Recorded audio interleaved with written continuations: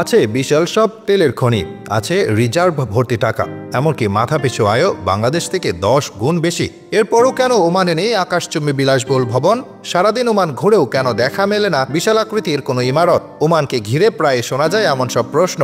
কিন্তু কেন ওমান টাকা খরচ করেও গরিব থাকতে চায় তা এক বিস্ময় হয়ে আছে সাধারণ মানুষের কাছে।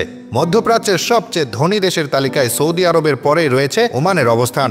একদিকে সোনালী বালু, উজ্জ্বল নীল পানি, পরিষ্কার নীল আকাশ, অন্যদিকে রঙিন সব পাখি আর বিশুদ্ধ প্রাকৃতিক বাতাসের জন্য ওমান বিশ্বে বিখ্যাত দেশগুলোর একটি।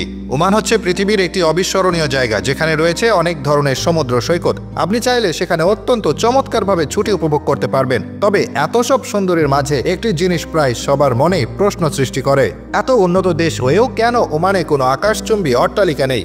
যেখানে ওমানের প্রতিবেশী প্রায় সব দেশে চলছে বিশাল আকৃতির সব ভবন নির্মাণের অলিখিত প্রতিযোগিতা, সেখানে দেখা যায় না ওমানের নাম।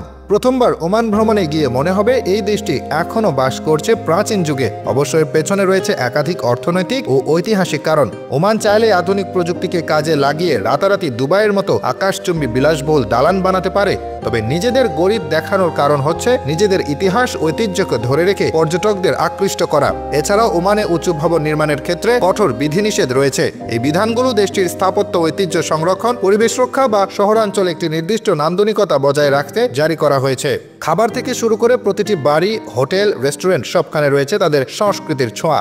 ওমানের প্রাকৃতিক সৌন্দর্য যেমন মুগ্ধ করে পর্যটকদের, তেমনি ওমানের ভিন্ন ধর্মের সংস্কৃতিও বিশ্বজুড়ে আলোচিত হয়। খোঁজ নিয়ে জানা গেছে, পর্যটন শিল্প বিকাশের লক্ষ্যে ওমান 103টি দেশকে বিনা ভিসায় সে দেশে প্রবেশের সুযোগ করে দিয়েছে। মধ্যপ্রাচ্যের তেল সমৃদ্ধ দেশটিতে আমাদের প্রতিবেশী ভারত, ভুটান, মালদ্বীপ এবং চীন, যুক্তরাষ্ট্র, রাশিয়া, ইউক্রেন, যুক্তরাজ্য, ব্রাজিল, আর্জেন্টিনা, জাপান সহ বহু দেশ এই সুবিধা ভোগ করতে পারবে। ওমানের পররাষ্ট্র মন্ত্রণালয় এক বিবৃতিতে জানিয়েছে, ভিসামুক্ত প্রবেশাধিকারের সুবিধা নিয়ে প্রবেশ করা পর্যটকরা সর্বোচ্চ 14 দিন দেশটিতে অবস্থান করতে পারবেন। এসব দেশের ভ্রমণকারীদের আগাম হোটেল বুকিং, স্বাস্থ্য বীমা, রিটার্ন টিকিটের মতো বিষয়গুলো ভিসামুক্ত সুবিধা প্রযোজ্য হবে। সমৃদ্ধ ইতিহাস এবং সংস্কৃতির জন্য পরিচিত ওমানে পর্যটকদের ভ্রমণে আরও উৎসাহিত করার লক্ষ্যে এই পদক্ষেপ নেওয়া হয়েছে বলে জানানো হয়েছে। ওমান তার অর্থনীতিকে বহুমুখী করা এবং রাজস্বের জন্য তেলের উপর নির্ভরতা কমানোর লক্ষ্যে সাম্প্রতিক বছরগুলোতে পর্যটন শিল্পের বিকাশের চেষ্টা করছে। সেই ধারাবাহিকতায় এবার বিশ্বের অর্ধেকের বেশি দেশকে ভিসা মুক্ত প্রবেশাধিকার দিল দেশটি।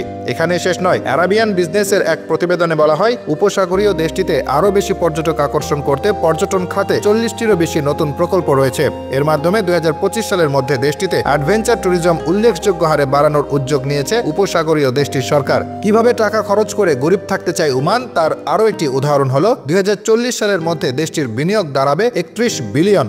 2023 সালে ওমান 40 লাখ দর্শনার্থী পেয়েছে, যা আগের বছরের তুলনায় 38% বেশি। 2022 সালে দেশটিতে পর্যটক ছিল 29 লাখ। ওমান 2022 সালে পর্যটন খাত থেকে $495 কোটি আয় করেছে। আর এভাবেই নিজেদের গরিব দেখিয়েও বছরে মিলিয়ন মিলিয়ন ডলার আয় করছে মধ্যপ্রাচ্যের এই দেশটি।